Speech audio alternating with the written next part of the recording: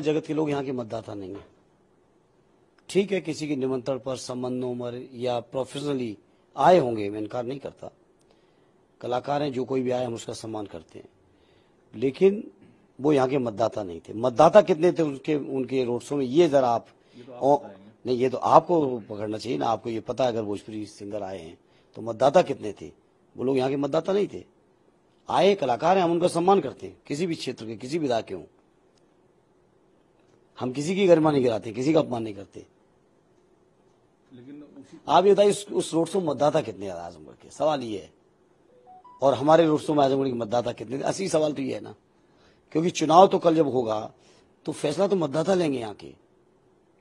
वो उनकी सभा से गायब थे।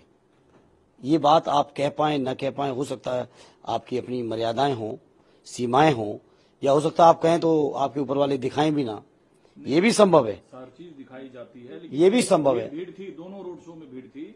जो कंसर्न आप बता रहे हैं कि क्योंकि उसमें कलाकार थे, उनका एक आकर्षण होता है। नहीं, आकर्षण कलाकारों का, मैं कहता हूँ कलाकार थे, आए, अच्छा है, उनका सम्मान है, हम भी कला का सम्मान करते हैं, वो बात नहीं है। मैं सवाल ये है कि उस रोड शो में आजमगढ़ के मतदाता कितने थे, भीड़ कितनी थी, ये सवाल आज सबके लिए इम्पोर्टेंट है, जिस पर आप नहीं बोलना चाह रहे हैं। आपको बोलना चाहिए, एक अंतर और, अरे बोलना चाहिए भाई इस पे। मैं बोल रहा हूँ आपके सभा में भीड़ अच्छी थी।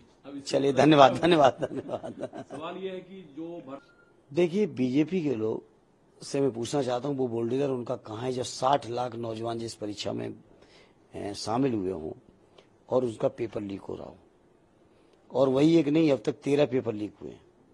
मेरी रिपोर्ट के हिसाब से कभी एक भी पेपर लीक करके यहाँ बुलडोजर नहीं पहुंचा है, और वो इसलिए नहीं पहुंचा क्योंकि गवर्नमेंट ऑर्गेनाइज ये पेपर लीक हुआ है। गवर्नमेंट नहीं चाहती रोजगार देना।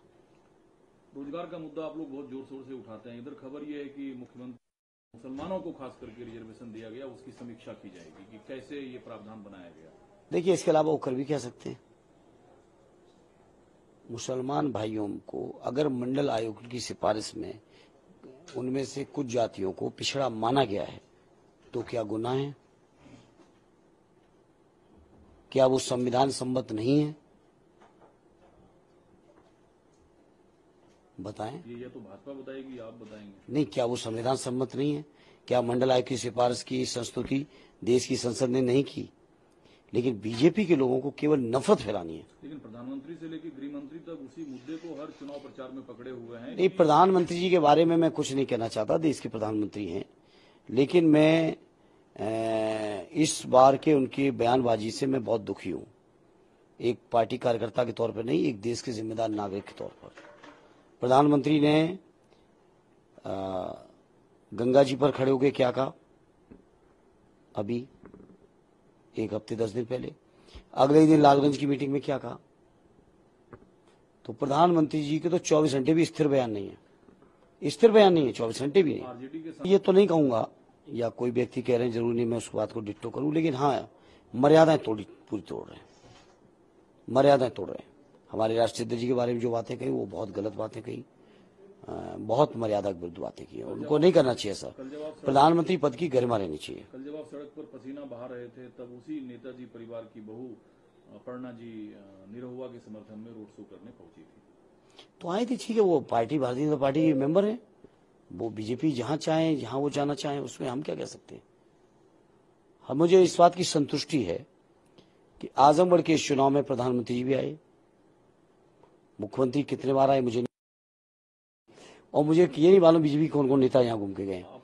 और इस बात की संतुष्टि है कि जो कुछ भी बीजेपी को करना था कर लिया।